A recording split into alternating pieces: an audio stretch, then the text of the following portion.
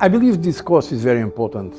The idea is how to unbox the European Commission, how to explain what's going on in the European Commission and also in the European Union in general, how decisions are made, what is the relevance of those decisions. They give you a level of insight which isn't in the public domain, which isn't written in academic articles or publications.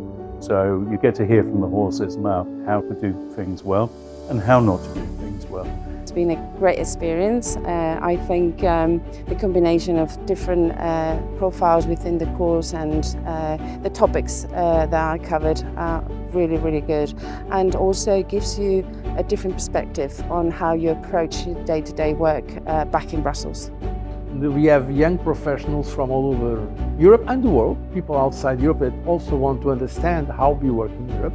And so I'm privileged to have the possibility to share my experience of 22 years, in fact, dealing with the Commission. For colleagues who are also working on EU affairs or EU external relationships, whether back home or in some other third-party countries, I think this is definitely a place to come to take a deep insights learning journey in terms of how we collaborate more efficiently.